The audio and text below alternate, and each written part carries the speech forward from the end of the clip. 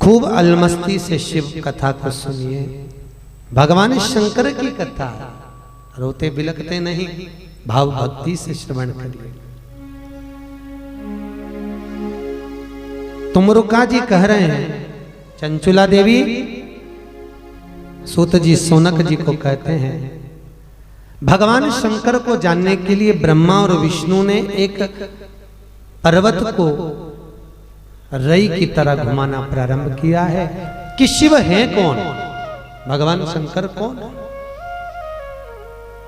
पर्वत घुमाया, अग्नि का खंभ उत्पन्न हो गया और उस अग्नि के खंभ में से आवाज आई कि मेरा स्वरूप जो घूमने पर बिंद आकृति उत्पन्न हुई है वही शिवलिंग मृत्युलोक में पूजा जाए। अब शिवलिंग कितना बड़ा है, भगवान शंकर का स्वरूप कितना बड़ा है, जानने के लिए ब्रह्मा और विष्णु दोनों चले। भगवान विष्णु ने कहा, ब्रह्मदेव ये बताओ कि तुम भगवान शंकर को जानने के लिए ऊपर जाओगे कि नीचे जाओगे? पृथ्वी पर कितना भगवान गहरे हैं, कितने ऊपर है, देखना तो पड़े भगवान शंकर कितने विशाल है। ब्रह्मा जी ने कहा, एक काम करो भगवान नारायण, तुम तो जाओ नीचे, मैं जाऊंगा। ठीक है, आप ऐसा कर लो। भगवान तो कि मैं तो जल में तो रहता ही हूं, मुझे नीचे जाने में दिक्कत है ही नहीं, चले। भगवान नारायण भगवान शंकर को जानने के लिए पृथ्वी पर गए। देखो, कई लोग ब्रह्मा विष्णु और महेश में भेद करते हैं, पर देवताओं में कभी भेद नहीं होता। भेद हम करते हैं, हम कहते हैं हम नारायण वाले, हम कृष्ण वाले, हम शिव वाले, हम जगदम्बा वाले। ये भेद अपना है। गुलाब जामुन खाओ चाहे काजू कतली खाओ, जाना तो स्वाद का अंतर, स्वाद अंतर, पर जाना पेट में। राम कहो चाहे श्याम कहो, कुछ भी जप लो, शिव कह लो, भजन कर लो, तुम्हारी मर्जी पड़े, उसका नाम जपो, पर जाना वही है। कुछ भी।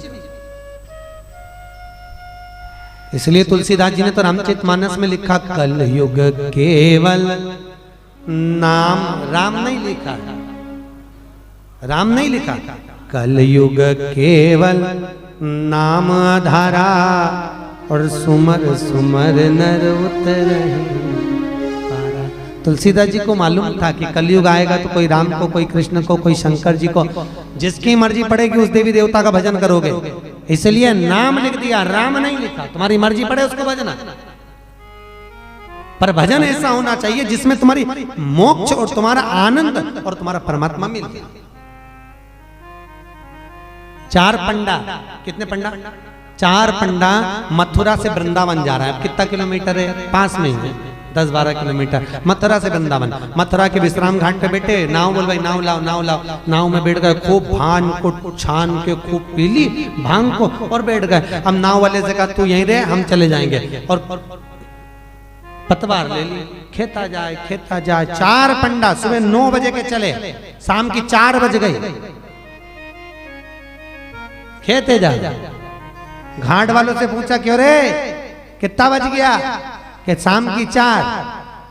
वृंदावन आ गया क्या? कि नहीं, ये मथुरा का विश्राम घाट। तो कि यहीं से तो चले थे 9 बजे और अभी तक 4 बज गए और यहीं की यहीं। कि चले तो जाते, परंतु तुमने नाव को खूंटे से नहीं छोड़ा।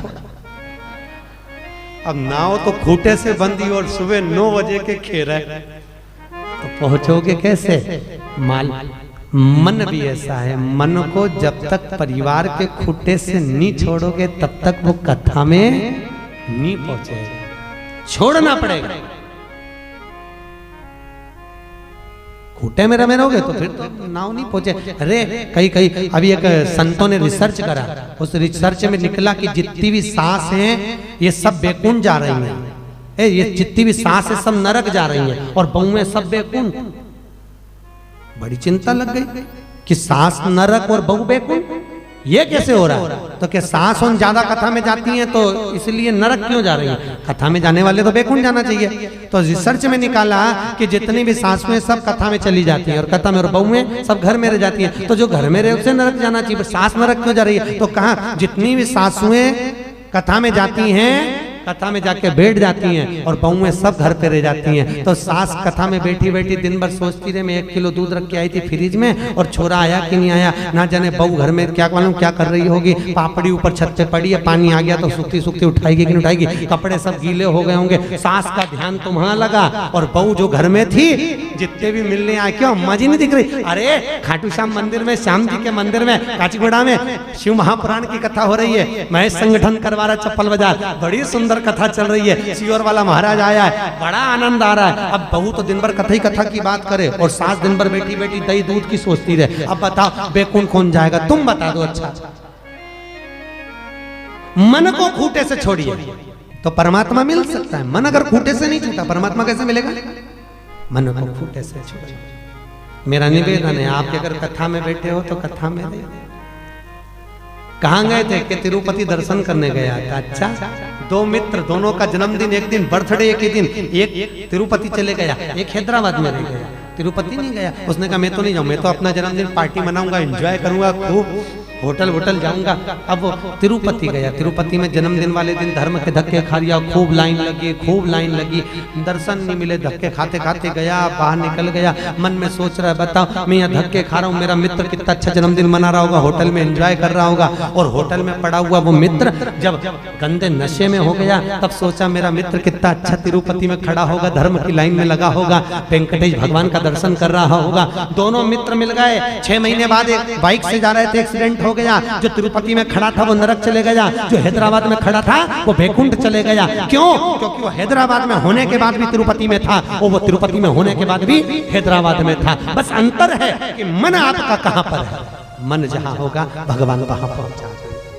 मन, मेरा निवेदन है, घर में कितना किलो भी दूध छोड़ के आई पर मन यहाँ, बहू हलवा बना के खजाना कितना मन। आरती में गाते हो ना, तन मन धन सब कुछ तेरा। भगवान भी मन में सोचे कि जरूरी है, पर ठेंगा देख ले, बोल जरूर रहा। पहले घंटी जो बजाते थे ना तो अंगूठे को यूं रखते थे, आजकल घंटी बजाते समय अंगूठा यूं, तन मन धन सब कुछ तेरा लेके बता